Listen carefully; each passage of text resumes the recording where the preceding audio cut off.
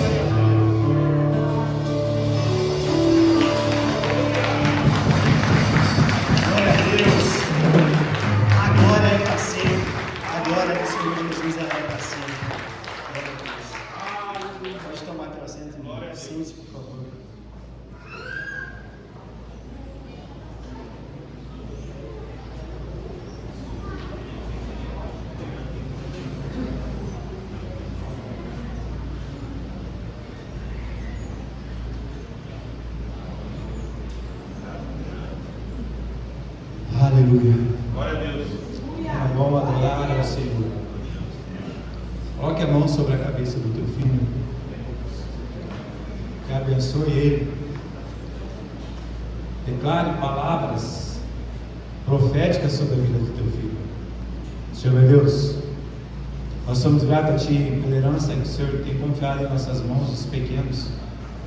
Em nome de Jesus de Nazaré, Deus Todo-Poderoso, nos dá a graça a cada um de nós que somos pais e aqueles que ainda não são, mas que serão pais, a ensinar os nossos caminhos a viver a Sua vontade. Em nome de Jesus, que a vontade do Senhor queime nos corações dos nossos pequenos. Que a vontade do Senhor queime, Deus Todo-Poderoso, no coração deles, mesmo ainda pequenos, eles comecem a profetizar, a falar a respeito do Senhor, do Seu amor, dos milagres que o Senhor é capaz de fazer. Em nome de Jesus, Deus Todo-Poderoso, ensina, Deus Todo-Poderoso, essas crianças através dos líderes que estarão nas salas do Ministério Infantil. Ajuda, Deus Todo-Poderoso, os nossos irmãos e as nossas irmãs a liderarem essas crianças, mas traga aos nossos corações de paz, Deus Todo-Poderoso, que a responsabilidade de ensinar os pequenos no caminho do Senhor, para que até mesmo na velhice eles permaneçam em Ti, cabe a nós, pais. Essa autoridade nos foi dada, Deus Todo-Poderoso. Então nós declaramos essa noite que eu e minha casa, cada um de nós declaramos aqui essa noite que eu e a minha casa serviremos ao Senhor. Não importa, Deus Todo-Poderoso, os outros lugares, os outros ambientes, mas a minha casa servirá ao Senhor.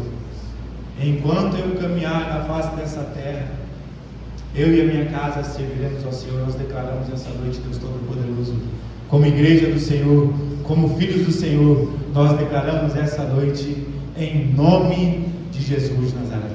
Amém e amém. Louvado seja Deus. Os líderes do Ministério Infantil para estarem vindo, e as crianças também já podem estar seguindo aqui a pastora Rosângela. Em nome de Jesus, louvado seja Deus, louvado seja o Cordeiro.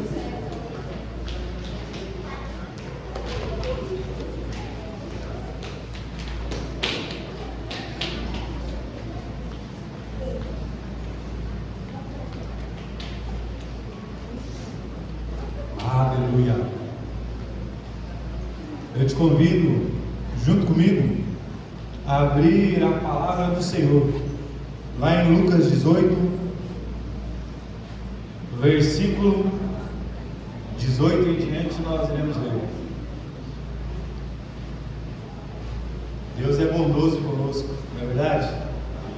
A nossa igreja estava bem cheia, e aí foi dado o momento da herança do Senhor e ser ministrada. E aí diminuiu o nosso número de pessoas. Isso significa que Deus tem dado graça para nós. E nós estamos vivendo aquilo que Ele disse que nós deveríamos viver, multiplicar. Louvado seja Deus pelos pais e mães que têm dado filhos, tido filhos nessa terra. Louvado seja Deus. Isso é bênção do Senhor. Então você que pode, tenha mais filhos. Aleluia. Glória a Deus. Aleluia. Glória a Deus, hein? Bênção do Senhor. Se minha esposa não fosse operada, Deus pode operar o milagre, mas ela foi operada. Se eu pudesse, eu tinha tido mais um, mas nós éramos novos ainda, decidimos operar. Agora já não dá mais, hein? A idade já não dá mais. Mas você que tem condições. O senhor tem muitos, pastor, o senhor tem muitos filhos espirituais agora, né? Olha aí, obrigado aí. Olha, louvado seja Deus. Filhos espirituais, que nós possamos encher esse lugar. Vão nascer muitos outros ainda. Pode ficar tranquilo. Louvado seja Deus. Então lá em Lucas 18 diz assim: certo líder judeu indagou-lhe, falando com Jesus: bom mestre, que farei para herdar a vida eterna? Questionou-lhe Jesus: por que me chamas de bom? Ninguém é bom senão um, que é Deus. Tu sabes os mandamentos: não adulterarás, não matarás, não furtarás, não dirás falso testemunho, honra teu pai e a tua mãe. Replicou-lhe o jovem: a tudo isso tenho obedecido, desde a minha adolescência. Ao ouvir isto, exortou-lhe Jesus: contudo, algo ainda te falta. Vende tudo que tens, reparte o dinheiro entre os pobres e ganharás um tesouro nos céus. Depois vem e segue-me. Ao ouvir essas orientações, o jovem entristeceu-se muito, pois era riquíssimo. Interessante que no versículo 18 diz assim: certo líder judeu. E aí no último versículo que nós lemos, já fala de um jovem. Para assumir uma liderança naquela época, precisava ter uma boa caminhada, não era simplesmente um jovem. A Bíblia não diz, mas estudiosos dizem que esse homem poderia ter por volta dos seus 30 anos, muito novo, para ocupar uma liderança na sinagoga. E então já mostra que esse homem era um homem de influência, um homem que tinha posses. E aí Jesus então questiona: olha, algo ainda te falta. Eu sei que você conhece todos esses mandamentos, mas algo ainda te falta. E então Jesus disse: vai e vende tudo. Vai e vende tudo. Você é obediente às leis, mas agora eu quero ver em relação ao dar, o amor pelo próximo. E então esse homem, no versículo 23 diz: ao ouvir essas orientações, o jovem entristeceu-se muito, pois era riquíssimo. E então esse jovem foi embora, deixou Jesus ali. E aí então Jesus, seguindo, ele fala: olha, é muito mais fácil um camelo passar no buraco de uma agulha do que um rico entrar no reino dos céus. E aí então nós podemos fazer uma comparação nos dias de hoje, para mim e para a sua vida. Ter dinheiro não é um problema. Nós podemos ter riqueza, e sim, nós devemos ter riqueza, porque se nós tivermos riqueza, se o meu e o seu coração for um coração bom, nós vamos abençoar vidas. E é isso que o Senhor está querendo de mim e de você. Tenha dinheiro, mas não deixe o dinheiro te ter. O dinheiro não é mal. Eu me lembro que, eu já disse isso e vou repetir aqui. Eu me lembro que um longo tempo atrás, nós estávamos numa reunião numa casa, e aí começou-se a falar de dízimo, falar de dinheiro. E o irmão veio até mim e falou: olha, eu detesto dinheiro, eu não gosto de dinheiro, eu detesto. E ele falou aquilo e eu entendi que ele detestava o dinheiro mesmo. E então eu olhei para ele e disse: então me dá o seu dinheiro. Então me dê o seu dinheiro. Naquele momento aquele homem estava irado, porque provavelmente o dinheiro estava fazendo falta para aquele homem. Ele estava muito preocupado com as suas finanças. E então um ódio tomou conta do seu coração. E então eu não perguntei para naquele momento, porque eu percebi o ambiente, não dava para perguntar para ele. Bem provável que aquele irmão, ele não era fiel ao Senhor. E então por isso aquilo para ele era um peso. A Bíblia diz que nós não devemos servir a dois senhores, porque senão amaremos um e odiaremos outro. A Bíblia diz que compara o dinheiro, o mamon, a um demônio, a um Deus. Onde está o meu e o seu coração? Onde está o nosso coração? Está na esperança que Deus vai trazer a provisão? Ou naquilo que eu posso economizar ao máximo, e então não faltará o azeite da minha botija? Quando o Senhor chama aquela mulher, e através da sua palavra, através do profeta, ele diz: olha, prepare as botijas, porque o azeite será derramado. Foi o Senhor quem direcionou. Então é para mim e para a sua vida, nós devemos viver debaixo da orientação de Deus, não confiando no dinheiro, confiando na provisão que o Senhor vai trazer, confiando naquilo que Deus vai trazer. Algo que eu não gosto de dizer, mas eu vou dizer para te encorajar. Eu não estou dizendo, sempre quando eu digo algo a respeito disso, a respeito da minha vida, que envolve finanças, eu digo: não tenha dó de mim. Nós estamos aí nesses dias contando as moedas. E então chegou o dia de pagar a fatura do cartão. E aí nós juntamos uma quantia de dinheiro e pagamos o nosso cartão. E então não liberou o cartão.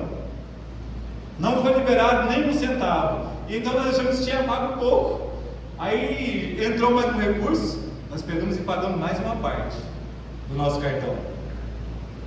E aí então passou-se um dia, 2 dias, não liberou nada. E aí então nós ligamos no banco, a Rolo, a pastora Rosângela ligou no banco. E aí então o banco trouxe uma informação que nós não sabíamos. O rapaz que atendeu ela disse: olha, alguns dias nós mandamos uma mensagem, SMS. Quem vê mensagem de SMS hoje? Me diz aí. Ninguém vê. Então o banco mandou uma mensagem SMS dizendo que ia abaixar o nosso limite. Então nós pagamos ali aquilo que nós não tínhamos para liberar o cartão e nós passarmos de novo na maquineta para a gente passar o mês. E então não veio o dinheiro, não veio o recurso, ou seja, nosso dinheiro que nós pagamos não liberou um centavo do cartão e o cartão foi baixou o valor que nós tínhamos dele 200%. Eu vou dizer, nosso cartão era 2.400, hoje ele está em R$700. Nós não temos nenhum centavo de crédito nesse cartão, mas eu estou feliz, estou alegre, porque não me fez falta nenhuma. O Senhor nos abençoou de certa forma. Esse valor que nós perdemos, Deus deu um acréscimo de 100% para nós. Arrumou alguém que trouxe para nós, não deu, mas nos emprestou, e nós vamos pagar parcelado. Nós confiamos em Deus, nós precisamos confiar em Deus, na provisão do Senhor.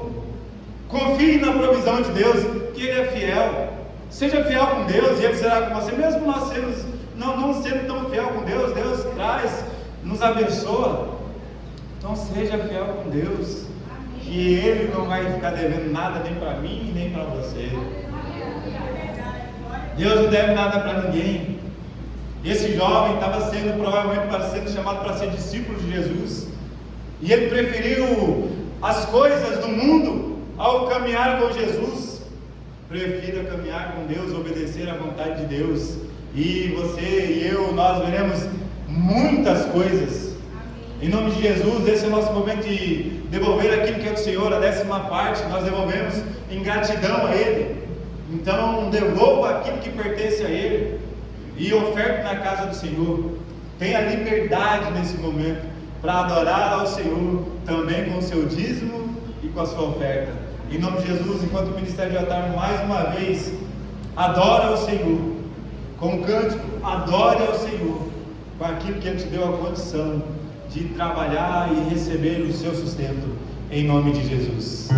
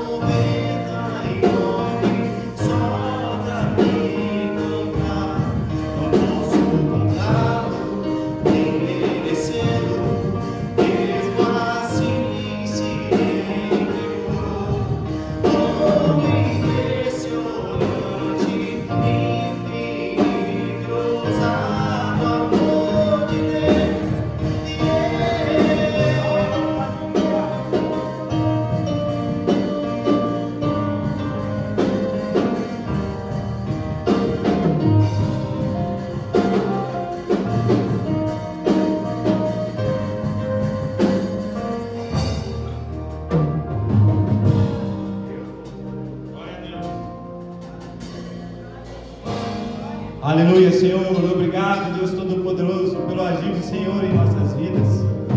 Obrigado, Deus Todo-Poderoso, pelo amor que o Senhor tem por cada um de nós.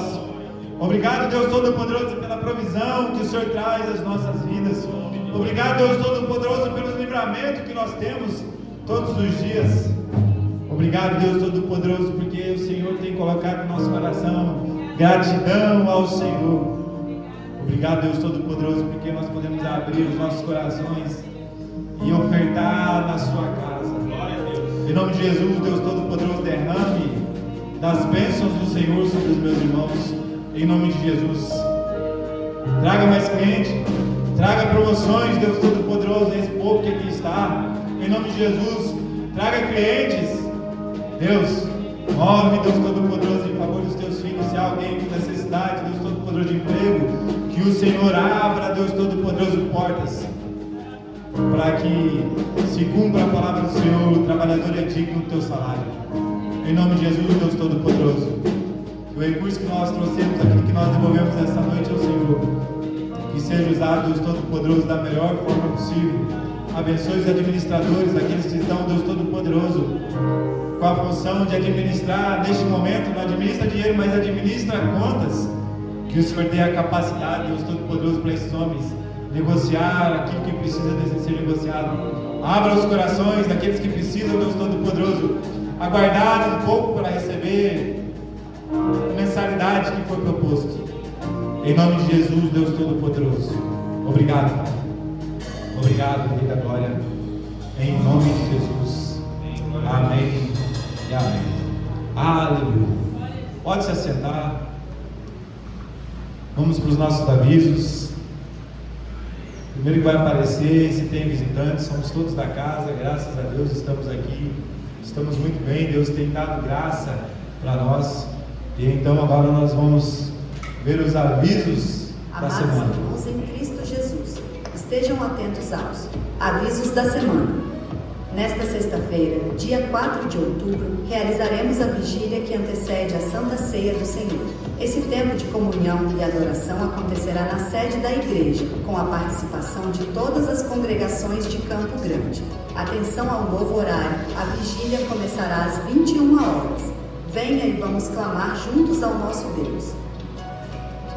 Nos dias 4, 5 e 6 de outubro, teremos nossas 50 horas de oração. O período de oração se inicia às 10 horas da manhã na sexta-feira e vai até domingo às 12 horas. Passe no balcão de ministérios e reserve seu horário. No dia 6 de outubro, primeiro domingo do mês, teremos a Santa Ceia do Senhor. Neste memorial, temos a oportunidade de renovar nossa aliança com Cristo Jesus. Aproveite este dia e participe do projeto Doe com Amor, trazendo alimentos não perecíveis ou ofertando valores que serão destinados para o amparo de órfãos, viúvas e famílias carentes. Participe! É com muita alegria que convidamos você para o batismo nas águas, dia 5 de outubro, sábado. A concentração será na sede da Aliança Cristã, de onde sairemos em carreata para celebrar esse momento tão especial. Traga sua família e contribua para nosso momento de comemoração, levando sua bebida favorita, doces, bolos e salgados. Venha participar e fazer parte dessa grande festa de fé.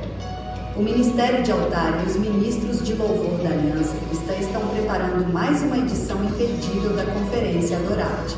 Será realizada no sábado, dia 19 de outubro, às 19 horas e no domingo, dia 20 de outubro, com encontros às 10 horas da manhã e às 18 horas, na nossa sede. Nesse tempo abordaremos o tema Desperte o dom de Deus que há em ti. Contaremos com a presença do pastor Adriano Moreira, do Rio de Janeiro, conferencista, mestre em teologia e escritor. Prepare-se para um poderoso tempo de louvor e adoração. Venha participar dessa jornada espiritual e fortaleça sua fé.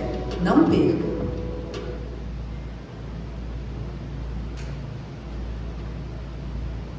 Amém. Amém, glória a Deus. Tinha alguns avisos ali que eu precisava reforçar e vou tentar lembrar. Mas o primeiro aviso que eu quero reforçar é o Doe com Amor. Nós atendemos aqui por mês de 7 a 10 famílias. Congregação Agro Rancho. De 7 a 10 famílias nós atendemos. esse mês de setembro, nós atendemos uma família, porque os alimentos arrecadados foi pouco demais. Foi uma família, né? Uma família nós atendemos esse mês. Nós recebemos aqui e levamos para a sede. Cada congregação funciona dessa forma. O programa vai sobrar pouco tempo sem ir, mas Deus vai dar. Nós arrecadamos aqui, levamos para a sede. Lá então é formado as cestas básicas, e aí os núcleos distribuem, a sede distribui. Esse mês foram poucas cestas básicas, pouquíssimas. E então eu quero desafiar você a não esquecer o alimento esse mês. Para mim, quando eu esqueço, como eu estou indo para a sede, eu pego de casa na hora que eu estou indo e levo. Mas às vezes nós esquecemos e então nós não trazemos mais, porque às vezes não é o dia. O Doe com Amor é todo culto. Se você quiser trazer, todo culto nós recebemos Doe com Amor. Então, faça um esforço sobrenatural para não esquecer. Se preciso for, coloque aí no seu celular um despertador. Peça para o vizinho que você acha que tem condições de ofertar. Vamos tentar, nesse curto espaço de tempo, arrecadar um grande número de alimentos, para que muitas vidas sejam abençoadas. Então, de 7 a 10, nós abençoamos uma família esse mês. Então, que nós possamos juntos, unidos, abençoar muito mais famílias em nome de Jesus. Amém? Batismo. Então, nós teremos o batismo no sábado. No sábado nós iremos sair daqui, uma grande parte sairá daqui da frente da igreja. Nós vamos ter um grupo do batismo aí, que nós temos aula aí, então nós vamos estar passando informações ali, o horário que nós vamos sair, como que nós podemos fazer. Era para a gente trazer algumas informações hoje, mas não conseguimos porque foi muito corrido. Então agora vai ser um contato mais pessoal. Você que vai no batismo e tiver espaço no seu carro para dar carona, nós precisamos de carona. Então, também nos ajude aí. Você que nunca foi é o convidado também para poder estar prestigiando os nossos irmãos que vão batizar. Teremos uma turma legal de batizando aqui na nossa congregação. Outro aviso muito importante: sexta-feira, nossa vigília. E como nós vimos ali, mudou o horário, é às 21 horas. Muito provável que será da 21 à meia-noite. Então não fica tão tarde como era antes, que era das 10 às 2 da manhã. Então eu te convido a estar junto conosco na sexta-feira, adorando ao Senhor, tendo um tempo de pelo menos 2 horas diante da presença de Deus. 21, 22, 23, 3 horas na presença de Deus. Então eu te convido, você é meu convidado e é convidado do Senhor para estarmos juntos, adorando a Ele na nossa sede.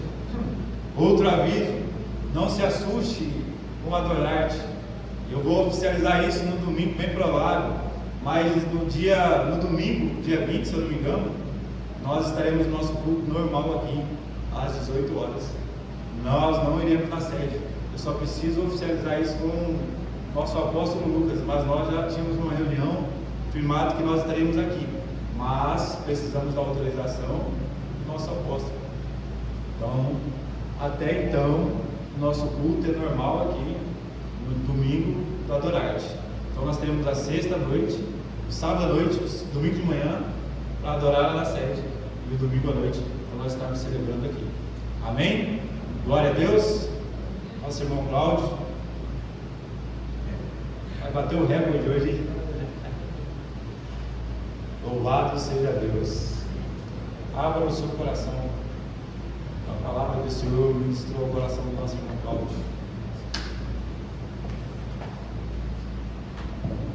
Amém? Boa noite. Saúde a igreja com a graça e a paz do Senhor Jesus Cristo. Amém? Amém.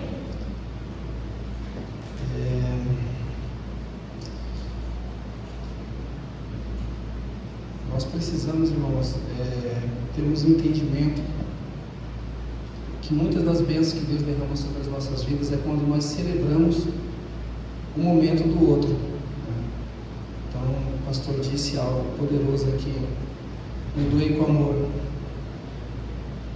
Nós temos responsabilidade com os nossos irmãos. Glória a Deus por aquele que não precisa, não é necessitado, mas talvez você não precise. A Bíblia diz: é melhor dar do que receber. Então nós precisamos manter essa cultura de celebrar o momento do outro. Nós chegamos numa viva impactante e nós vamos celebrar aquele momento que os nossos irmãos viveram lá. E no sábado, agora, como o pastor disse, nós teremos outro momento de celebrar. A igreja ela cresce em duas vertentes: no nascimento e do novo nascimento. Já nasceu um agora, a Dani, vai nascer o Dali, tem mais um. E em todos esses momentos nós vamos celebrar. E só que sábado nós vamos celebrar o novo nascimento. Então, quando o filho pródigo, o Senhor, o pai dele fala assim: olha, celebre comigo, teu irmão voltou. Então nós vamos lá para a chácara celebrar o momento que os nossos irmãos vão viver. Isso é um motivo de honra. Você vai estar honrando seu irmão, então faça o possível. E no domingo nós teremos o culto de ceia, onde nós celebraremos ao Senhor com esses irmãos que chegarão aos olhos do Senhor, que confirmaram durante o culto, o batismo. Eles se sentarão à mesa com nossos irmãos, não apenas como membro, mas como nosso irmão. Então, nós não só estamos convidados, como nós estamos intimados no sábado e no domingo estarmos aqui, amém? Amém. Louvado seja Deus na pessoa. Aleluia. Viva o propósito. Gênesis 37, uma palavra conhecida. Eu particularmente sou apaixonado nessa palavra. Foi a primeira ministração que eu ministrei aqui há alguns anos atrás. E o Senhor me deu o direcionamento de um novo, o mesmo texto, mas com uma nova palavra. Gênesis 37.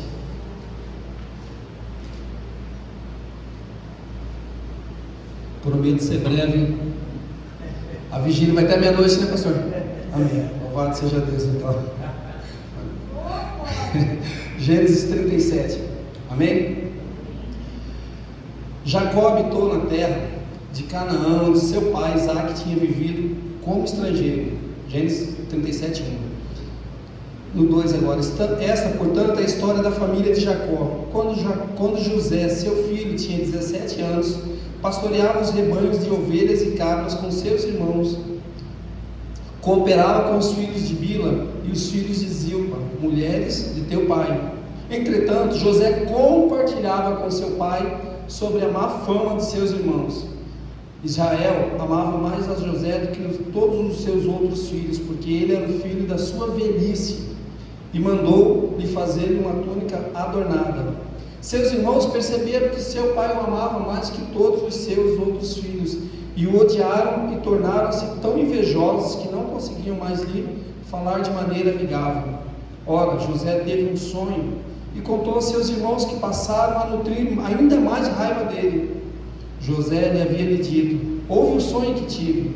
Parece-me que estávamos atando o feixe no campo, e eis que meu feixe se levantou e ficou em pé, e vossos feixes o rodearam e se prostraram diante do meu feixe. Seus irmãos lhe indagaram: queres acaso governar-se como rei, ou dominar-nos como senhor? E eles o odiaram ainda mais por causa de seus sonhos e de suas intenções. Depois José teve ainda um outro sonho e contou deste modo aos teus irmãos: tive ainda outro sonho, desta vez o sol, a lua e 11 estrelas se curvaram diante de mim. Assim que narrou o sonho a seu pai e seus irmãos, o pai o repreendeu com esta palavra: que sonho foi este que tiveste? Iríamos todos, então eu, a mãe de teus irmãos, e cada um deles prostrar-nos no rosto em terra diante da tua presença? No mesmo instante seus irmãos arderam em ciúmes dele. Seu pai, contudo, passou a refletir sobre o que ouvia. E aconteceu que os irmãos de José haviam saído, levando as ovelhas e as cabras do seu pai até o pasto que ficavam próximo da cidade de Siquém. Então Israel perguntou a José: não apacentam teus irmãos vossos rebanhos em Siquém? Vem, vou enviar-te a eles. E ele prontamente respondeu: eis-me aqui. E prosseguiu Jacó: vai então ver como teus irmãos e teus rebanhos trazem notícia. E ele o enviou quando estava no vale de Hebrom. Mas José se perdeu quando estava próximo de Siquém. Um homem encontrou vagueando pelos campos e indagou: o que procuras? Ele respondeu: procuro meus irmãos, indica-me, por favor, onde costumam apacentar os rebanhos. Então o homem informou-lhe ele, e eles levantaram o acampamento daqui, e ouvi dizer: vamos para Dotã. Assim José partiu à procura de seus irmãos e os encontrou em Dotã. E eles o viram de longe, e antes que pudessem chegar mais perto, tramaram a sua morte e combinaram entre eles: eis que vem aproximando aquele sonhador, vinde, vamos matá-lo, joguemos numa cisterna qualquer, diremos que um animal feroz o devorou, veremos o que acontece com os seus sonhos. Todavia Rubem, ouvindo isso, salvou-lhe de suas mãos e propôs aos seus irmãos: não lhe tiremos a vida. Afirmou Rubem: não derrameis sangue humano, lançai-vos nesse poço aqui no deserto, mas não ponhas a mão sobre ele para o ferir. Ele somente disse assim para livrar José da mão deles, e assim que possível restituí-lo ao seu pai. Então, quando José chegou junto deles, despojaram-se da sua túnica, a túnica de mangas longas e adornadas, e ele vestia. Arremessaram-se contra ele e lançaram a cisterna em um poço vazio. Depois sentaram-se para comer. Entretanto, ao erguerem os olhos, eis que vinha uma caravana de ismaelitas que vinham de Gileade. Seus camelos vinham carregando as especiarias, bálsamos e mirra, que estavam transportando para o Egito. Então sugeriu Judá a seus irmãos: de que nos aproveita matar nosso irmão e escondermos seu sangue? Vinde, vendemos eles aos ismaelitas, mas não ponhamos a mão sobre ele, o nosso irmão da mesma carne que nós. E seus irmãos o ouviram. Quando passaram os mercadores ismaelitas, eles retiraram José da cisterna, venderam José aos ismaelitas por 20 peças de prata, e esses os levaram para o Egito. Então vamos lá para o 36, agora no 36. Enquanto isso, no Egito, os midianitas vendiam José a Potifar, oficial do faraó e capitão da guarda imperial.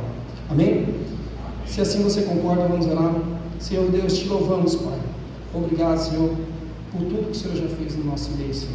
Obrigado, Senhor, pelos louvores, pela liberalidade do teu povo nos dízimos e nas ofertas, Pai.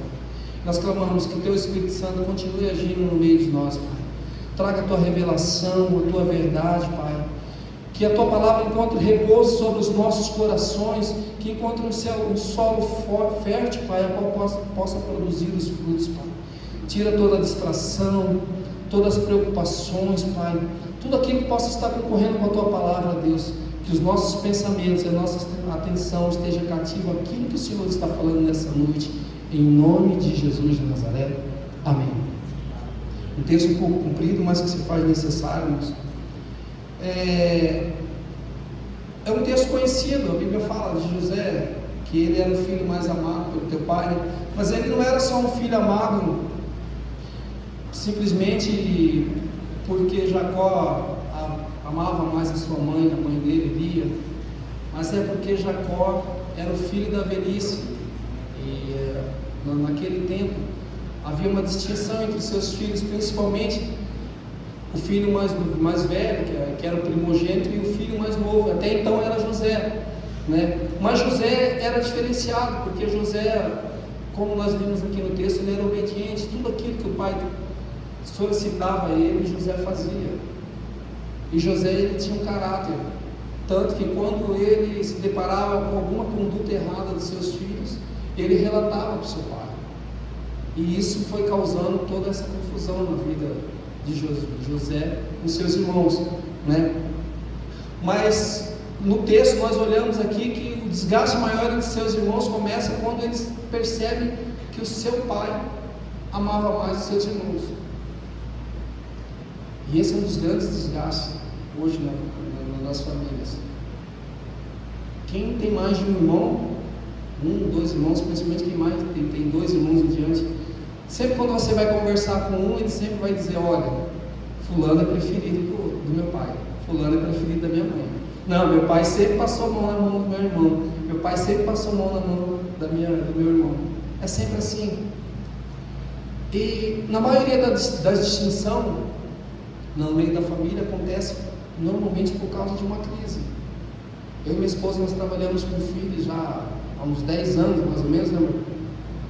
E nós sempre nos deparamos com essa situação, principalmente a mãe, quando ela se dá conta que os filhos, ou os filhos em geral, um dos filhos passou algum trauma, olha, meu filho, minha filha passou tudo isso junto comigo, e aí naquele sentimento de proteção acaba criando uma distinção entre os filhos, e aí isso causa sempre ciúmes, invejas e separação entre os filhos.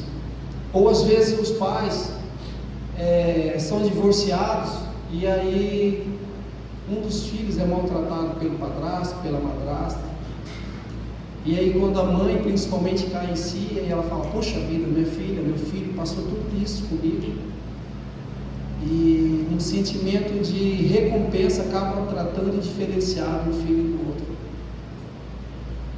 Nós temos que tomar cuidado. Talvez os nossos filhos, alguém da nossa família passou por esse ambiente, mas isso não pode trazer uma distinção na criação dos nossos filhos.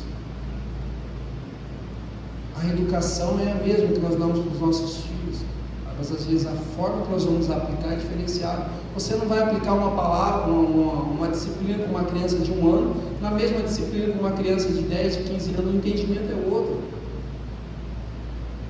Você conversa com uma criança de 10 anos, ela entende muito bem, você pode falar 10 palavras para ela, mas se você falar 10 correções para uma criança de 1 ano, a mente dela já dispersou.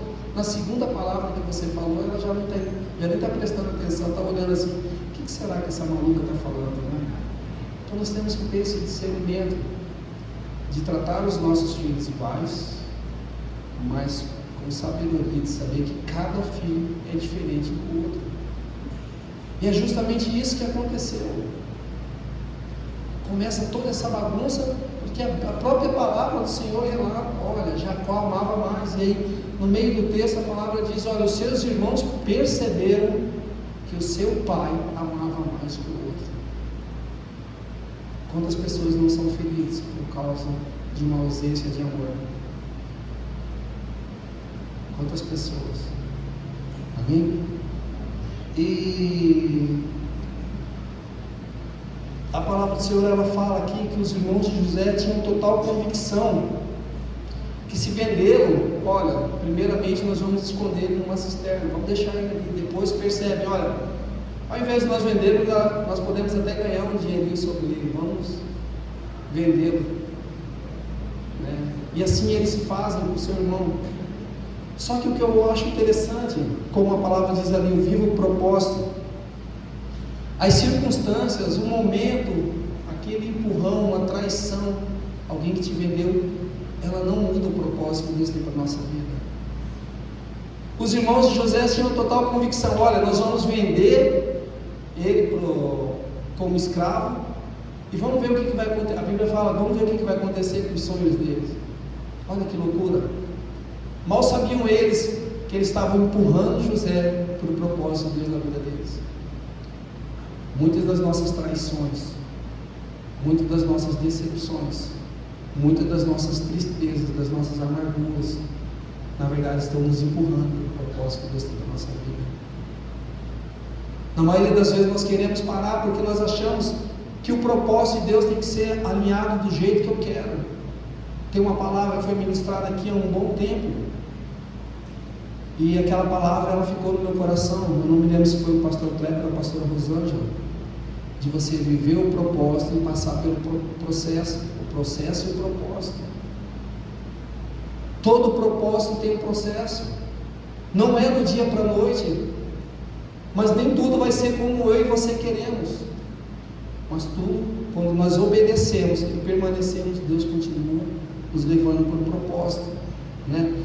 Acho interessante que Paulo e Silas, a Bíblia fala que eles estavam numa cidade, e aí tinha uma mulher que tinha espírito de adivinhação lá, e eles curam aquela mulher, e por aquele motivo eles são presos.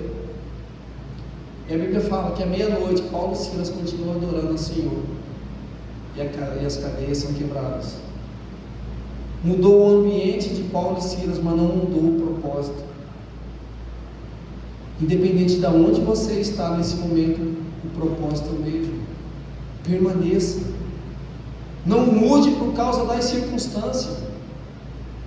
Judas, quando ele vende Jesus, talvez na mente de Judas ele está dizendo, olha, eu vendendo Jesus, vai parar Jesus no propósito. Mal sabia ele que ele estava empurrando, levando Jesus a concluir o propósito que o próprio Pai tinha sobre a vida dele.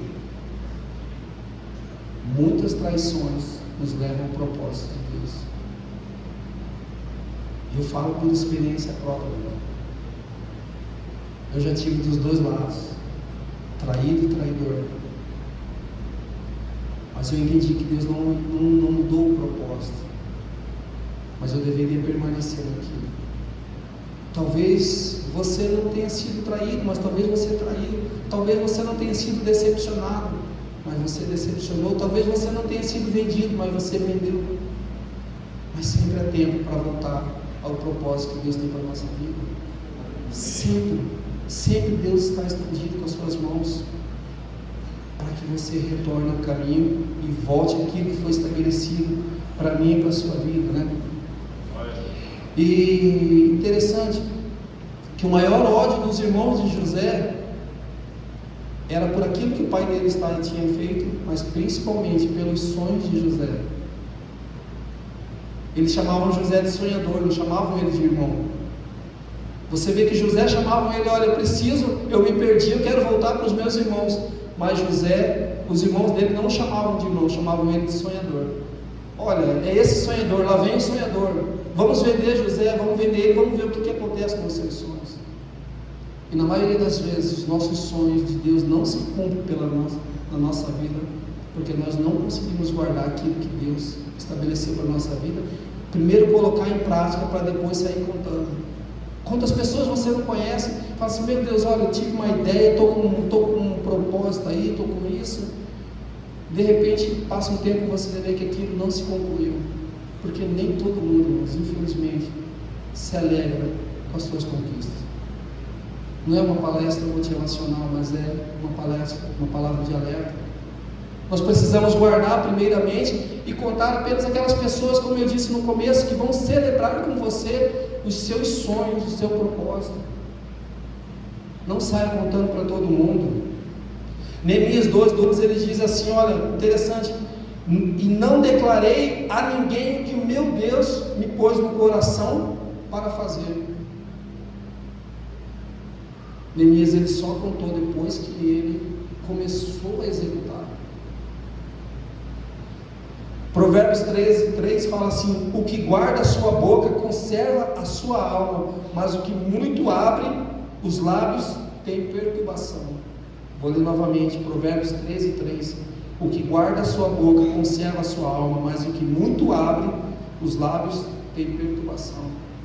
Eu me lembro que de uma vez eu trabalhava numa empresa e eu estava querendo trocar de moto, e aí apareceu aquele negócio, como dizem aí do mundo, era um negócio da China. Era um negócio muito bom aquela moto, do jeito que eu queria e o preço muito, muito abaixo. Só que o que eu fiz? Eu cheguei na empresa e contei para todo mundo, para os motoqueiros que trabalhavam comigo lá. E um dos rapazes conhecia o dono da moto. E aí eu fui lá e o rapaz, depois dos 2 dias, eu fui lá, não, olha, vai sair décimo, vai sair assim, nós vamos finalizar o negócio. Ele disse, olha, eu já vendi a moto. Ah, tá bom, uma semana depois quem que aparece com a moto? O rapaz que trabalhava comigo. Nós precisamos guardar os nossos lábios e não sair contando para todo mundo, porque nem todo mundo vai celebrar com você as suas conquistas, nem todo mundo vai se alegrar com aquilo que Deus tem na sua vida. Muitas pessoas vão olhar para você, para aquilo que Deus tem na sua vida e falar, mas era para mim estar ali, era eu. Cuidado com aquilo que você fala. Muitas das bênçãos que nós perdemos diante de Deus é porque nós não guardamos o tempo certo. Amém?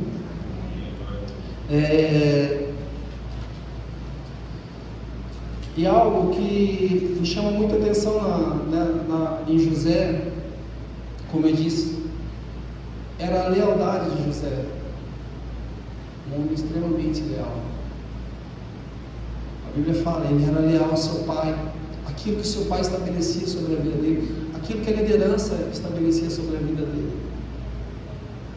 E José ele é vendido, então ele vai trabalhar na casa de Potifar, todos nós sabemos da história, a mulher de Potifar dá em cima de José, mas ele não se corrompe, ele foi leal ao seu Senhor naquele momento. Então ele é lançado numa cadeia, E na cadeia, o carcereiro entrega as chaves na mão de José para ele administrar aquela cadeia.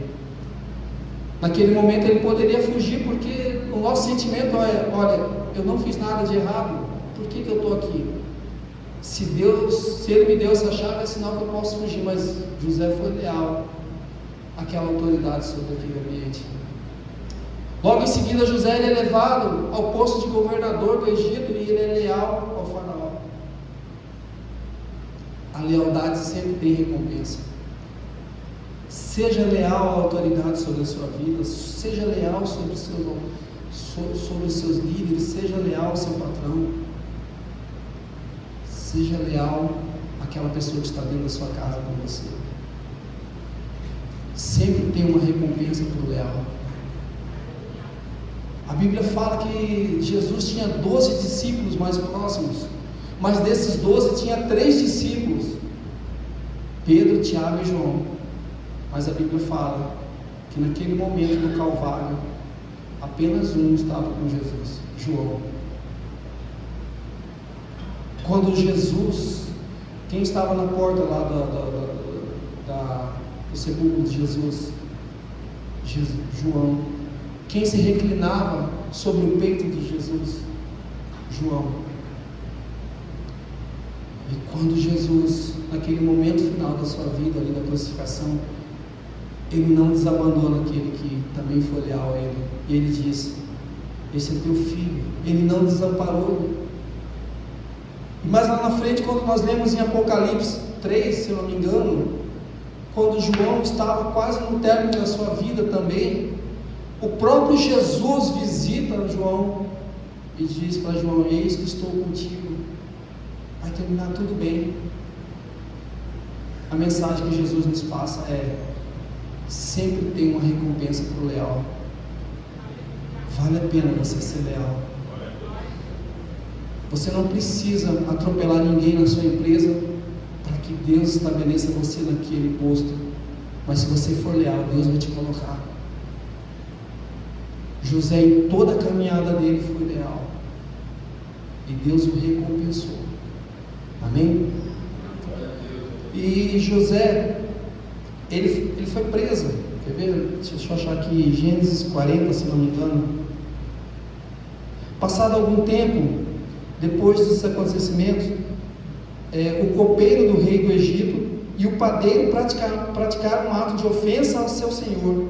Faraó irou-se com os 2 oficiais, o chefe dos copeiros e o chefe dos padeiros, e mandou que fossem presos na casa do capitão da guarda, na mesma prisão que José encontrava. Aqui no texto a Bíblia fala que os 2 têm um sonho, tanto o copeiro quanto o padeiro, e eles começam a ficar angustiados por causa daquele sonho, e José percebe que eles estavam angustiados por causa do sonho. Na nossa mente racional, nós iríamos agir da seguinte forma: o quê? Esse negócio de sonho aí não é mais comigo não, foi por causa de um sonho, por causa de 2 sonhos que eu vim parar aqui, ó. Quero nem saber mais de sonho, estou fora, né? Deus até me mostrou o que é esse sonho aí, ó, mas eu que vou me meter nisso, tá doido? Se por causa do meu sonho eu já vim parar aqui, quem dirá por causa do sonho do outro?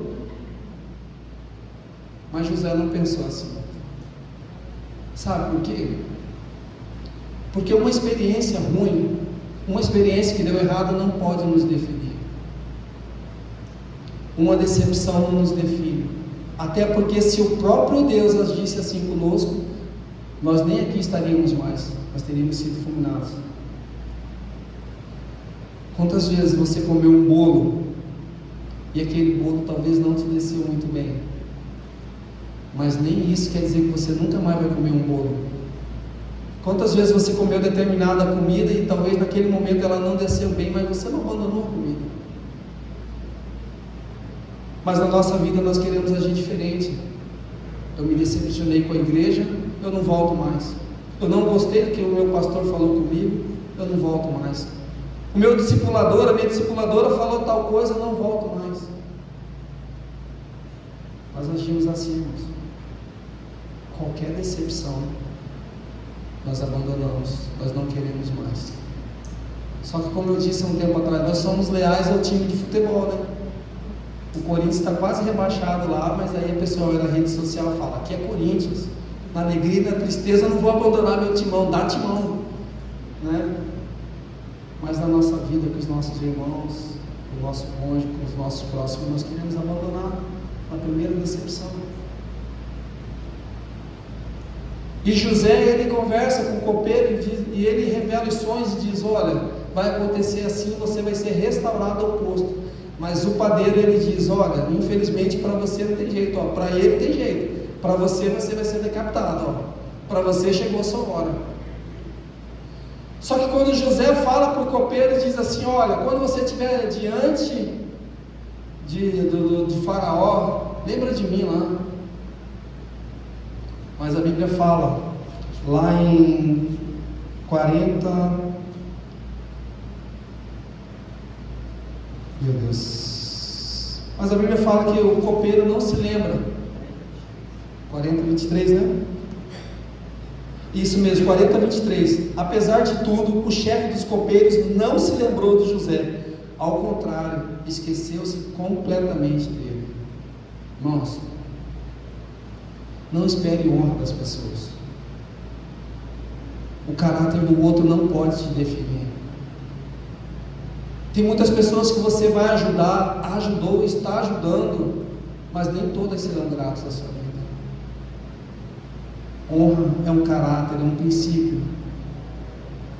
Ah não, mas eu não vou fazer porque o outro não fez também.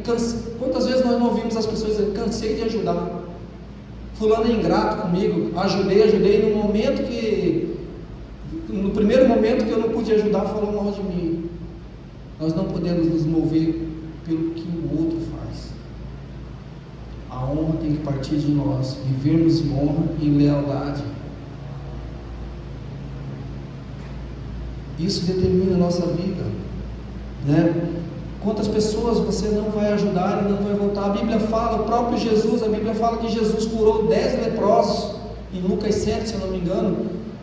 Mas a Bíblia fala, o próprio Jesus relata: onde estão os outros 9? Só um voltou para agradecer ao Senhor. Jesus curou 10, mas só um voltou. Tem pessoas que você vai ajudar a curar, mas ainda assim elas vão te ferir. Mas isso não vai mudar o propósito que Deus tem na sua vida. Tem pessoas que você vai honrar, mas elas não vão te honrar, mas isso não pode mudar o propósito que Deus tem na sua vida. Tem pessoas que você vai ajudar, eles vão sair falando mal de você, mas isso não pode mudar o propósito que Deus tem na sua vida. José entendeu isso. Só que olha que interessante, o primeiro momento que José pede algo, olha que interessante. Em Gênesis 40, 16, ele diz assim: ouvindo, pois, o chefe de padeiro essa interpretação promissora, imediatamente rogou José: eu também tive um sonho, havia 3 cestas de bolos, tal. No 18 ele diz assim, no 19 ele diz assim, mais 3, não, perdão, mas, Jesus, aqui Jesus, 41, no 31, no 30, 30 exatamente. Meu Deus do céu, eu preciso andar com óculos mesmo, pastor. Mas a Bíblia fala que José pede pro copeiro lembrar dele. Olha que interessante, no primeiro momento ele diz: olha, lembra de mim. Tem coisas que não é para a sua vida. Não tenta dar uma ajuda para Deus. A Bíblia fala que Deus, ele traz à existência aquilo que ainda não existe. Até então no Egito não havia o cargo de governador, nunca teve cargo de governador, depois de José nunca teve, mas o Senhor criou para aquele momento. A Bíblia fala que a própria mãe de José, quando a avó dele tentou ajudar Jacó, quando Deus tinha dado uma promessa para Jacó, e ela tenta enganar o próprio marido, para que Jacó recebesse a bênção do irmão. E naquele momento José diz: olha, me ajuda, dá uma vaguinha lá, agora que abrir uma vaga de trabalho ali, manda meu currículo lá para Faraó. Mas tem coisas que Deus não permite que o outro lembre, porque o propósito de Deus é diferente. Eu não posso almejar aquilo que o meu irmão tem, eu não posso almejar aquilo que a sua irmã tem. Deus tem algo específico para cada um. Eu me lembro, irmãos, que quando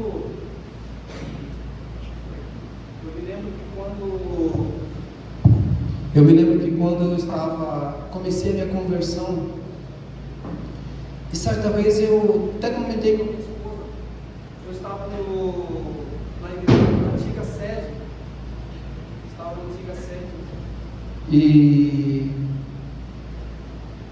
eu olhei o pregador daquela noite e disse: Deus, eu quero pregar um dia ali também naquele altar. Mas só que a minha motivação, ela não estava, é meu jeito, tá?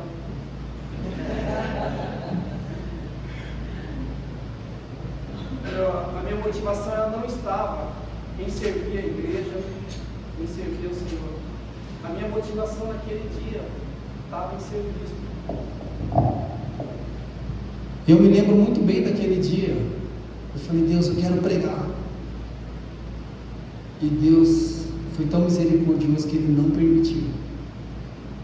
No tempo certo, quando Deus curou meu coração, curou meu ego, Deus Ele me colocou num ambiente que Ele queria. Não fuja do propósito. O que Deus tem para a sua vida, ninguém vai tomar. O que Deus tem para a sua história, Ele vai cumprir. Mas você precisa permanecer no propósito e não negociar as coisas de Deus, né? Esse foi o pedido, né, que José fez para o copeiro, né? Mas ele quis, talvez naquele momento, desgastado por aquele momento, pedir ajuda, falar: olha, eu também não fiz nada, eu estou aqui. Quando nós entregamos para Deus, a Bíblia fala que Jesus é o nosso advogado, mas quando nós fazemos com a nossa própria força, nós estamos declarando a Deus, falar: olha, eu não preciso da sua intervenção, eu consigo com a minha própria força, eu consigo com a minha própria indicação. Nós estamos num tempo de política agora, onde é normal as pessoas chegarem, quando vem um candidato, chega um candidato, a primeira coisa que a pessoa fala, muitos falam assim: olha, você consegue para mim um encaminhamento ali? Você consegue para mim isso? Você consegue? Sempre foi esse padrão. E às vezes quando um político chega e fala: olha, eu não vou te prometer porque eu não sei como que é, o que nós fazemos? Então eu vou votar no outro. E nós negociamos princípios. Não negocie princípios. Você tem uma oportunidade agora no domingo de fazer o diferente. Não negocie princípios. Coloque pessoas que vão realmente fazer a diferença ali. Amém? Em Romanos 4,17 a Bíblia fala: o Senhor traz à existência, né, aquilo que ainda não tem. E o Senhor trouxe aquele cargo de governador. Aquilo que não existia, o Senhor criou. Amém?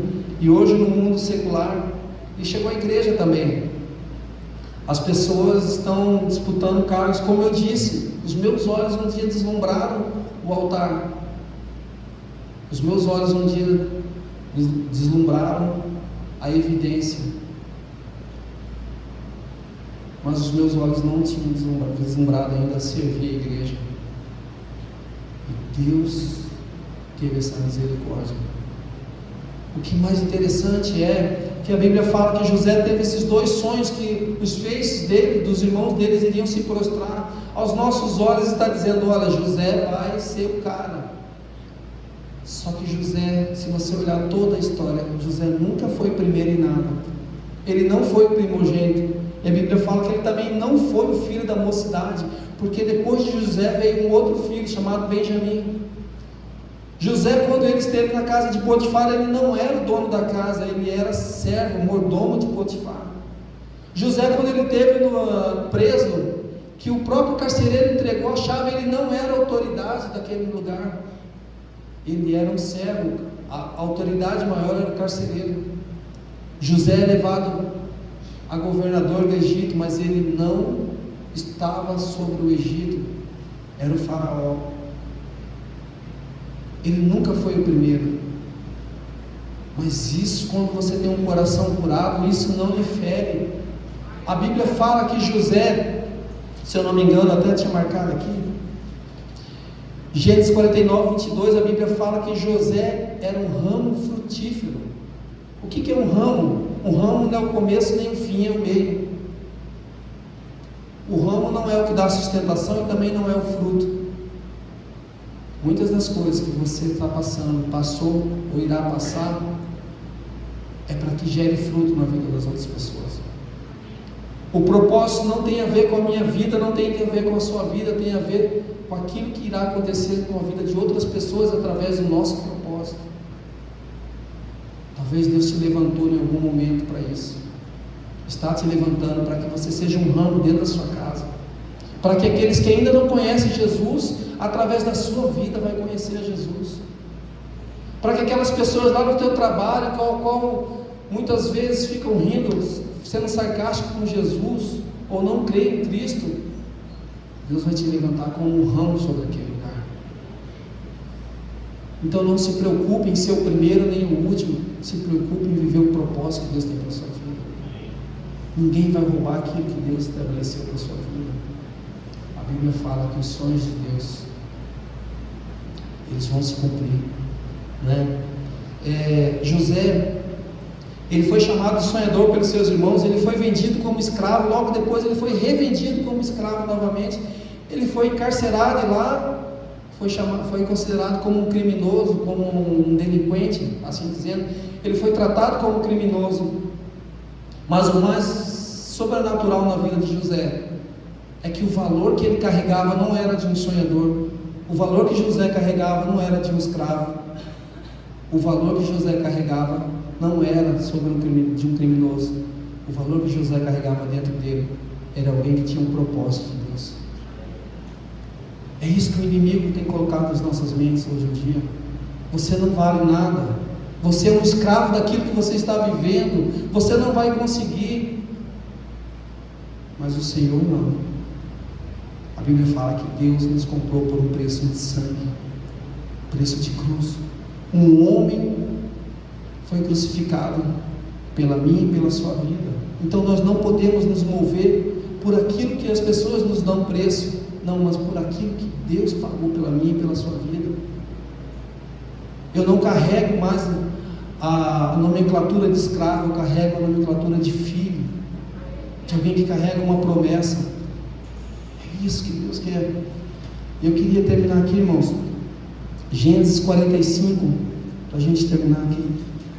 Gênesis 45, um dos momentos mais lindos da Bíblia. 45:1. Diante do apelo do irmão, José não pôde se conter, e na presença de todos os homens de seu séquito, bradou: fazei sair todos da minha presença. E ninguém ficou dele quando José se deu a conhecer seus irmãos.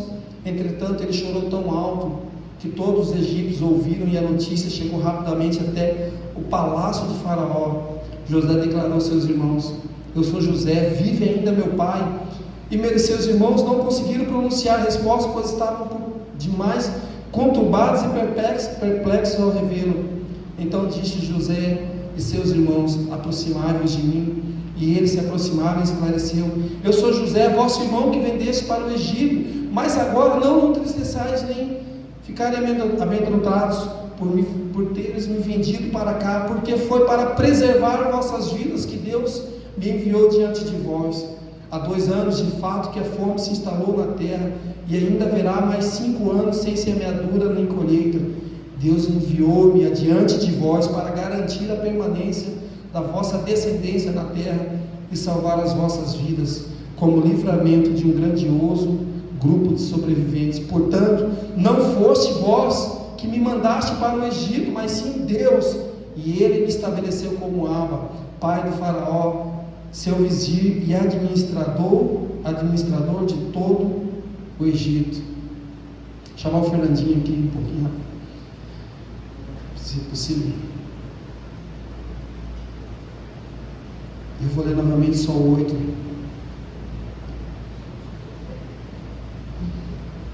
não foste vós que me mandaste para o Egito, mas sim Deus. Eu, quando ministrei essa palavra de Deus, essa palavra algum tempo atrás, numa outra vertente, eu terminei dizendo a mesma coisa. Eu não fui criado com meu pai. Meu pai me abandonou, não quis nem registro. E eu me lembro que um dia eu estava na antiga sede e teve uma conferência sobre paternidade, e um homem lançou uma palavra no altar e disse assim: Deus está curando pessoas da carência. E naquele momento eu tive a convicção que Deus tinha me curado da carência.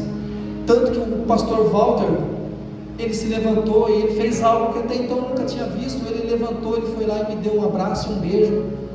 E ele disse assim: Claudinho, aquele jeitão dele, ele disse assim: Deus te curou hoje daquilo que você tinha pedido para Ele. E eu me lembro que quando eu fui encontrar algumas tias minhas na cidade onde eu morava, e eu conversei com uma das minhas tias, já falecida, e eu falei: olha, eu acho que eu vou procurar o meu pai para consertar tudo isso, por mais que ele me abandonou, mas eu entendi que Deus tinha me curado. E ela disse assim para mim: olha, seu pai não quer nem saber de você, ele já disse que ele não quer contato. E eu saí frustrado daquele momento. Eu falei: mas Deus falou que tinha me curado, e meu pai não quer saber, então será que não foi uma cura? Mas eu senti aquela paz que Deus tinha me curado. Eu tenho uma filha mais velha, Letícia, ela não é do meu sangue, ela é do meu coração. E eu me lembro que o pai dela sumiu por mais de 20 anos, né, mano? E ele voltou. E aí vieram conversar comigo, minha cunhada, falou assim: o que você acha? E eu conversei com algumas pessoas, aquelas pessoas disseram assim: você é louco, esse homem desapareceu da vida da sua filha. E a minha filha nunca tinha me chamado de pai, ela me chamava de tio. E eu orava a Deus, eu falava: Deus, eu não quero presente nenhum da Letícia, eu quero um dia que ela me chame de pai. E ela não me chamava de pai. E aí quando eu fui conversar com algumas pessoas, me chamaram de louco, falavam: você vai colocar sua filha de frente com aquele homem que abandonou ela, assim como seu pai fez? Eu falei: é. E ela veio perguntar para mim, ela falou assim: eu não quero entristecer seu coração, tio, o que o senhor acha? Eu falei: filha, vai filha. E ela conseguiu perdoar o pai dela. O pai dela, eles não têm um contato hoje, mas a minha filha não conseguia romper na presença de Deus. E uma semana depois, a gente chegando no culto jovem, ela parou o carro no meio da praça da cidade e falou: preciso conversar com o senhor. Eu nunca mais vou te chamar de tio. Eu quero que você saiba que você é meu pai. Eu te amo você como meu pai. Eu entendi que o propósito de Deus não tinha a ver somente comigo, tinha a ver com o que Deus iria fazer para mim, através da minha vida, na vida de outros. Deus me curou para poder curar outras pessoas. Tem muitas coisas que Deus está te curando, está te alinhando para que você seja instrumento na vida de outras pessoas. Permaneça nos sonhos de Deus. Não retroceda. Não olhe para trás. Você não carrega mais um escravo. Você não carrega o título de sonhador. Você carrega o título de filho de Deus. Alguém que carrega um propósito de Deus. Coloque-se de pé e vamos louvar o Senhor. E já estaremos encerrando o culto.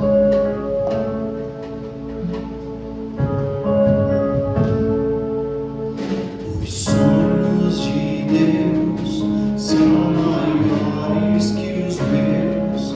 Ele vai fazer o melhor por mim. Ele vai além do que eu posso ver. Ele faz o que eu não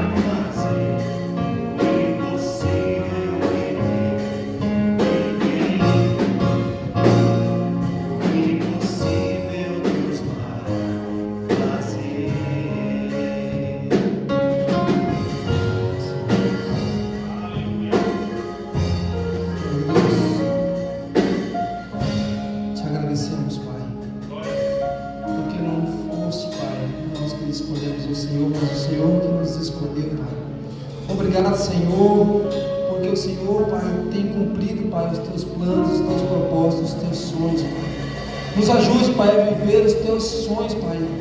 Que seja feita a tua vontade, Pai, sobre as nossas vidas, sobre os nossos relacionamentos, sobre os nossos filhos, sobre as nossas famílias, Pai.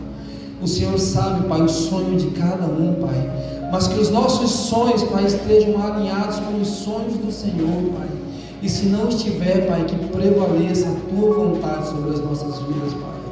Fortalece, Pai, os meus irmãos, Pai, para permanecer no propósito que o Senhor tem para cada um, Deus. Que em nome de Jesus, Pai, nós venhamos, Pai, caminhar, Pai, sabendo, Pai, que é o Senhor que nos escolheu, que é o Senhor que está nos capacitando, Pai. Então que nós não venhamos retroceder, olhar para trás, olhar para a nossa história, Pai, naquilo que passou, Pai. A tua palavra diz que as coisas velhas se passaram, eis que tudo se fez novo, Pai. E nós queremos viver o teu novo, Senhor. Nós queremos nos encher, Pai, da tua presença, Pai, nos encher, Pai, da expectativa de fazer a tua vontade nessa terra, Deus. Então, em nome de Jesus de Nazaré, Pai, fortifica, fortalece cada um aqui, Deus, e que os nossos sonhos, Pai, estejam sempre no centro da tua vontade, Deus. É que nós oramos e agradecemos em nome de Jesus de Nazaré.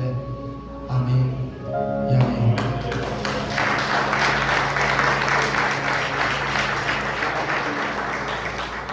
Faça assim com as suas mãos. Que o grande amor de Deus e as demais consolações do Espírito Santo estejam com todos hoje e sempre, para todos sempre, em nome de Jesus. Amém. Vá na paz do Senhor e nos vemos no sábado. Amém. No domingo.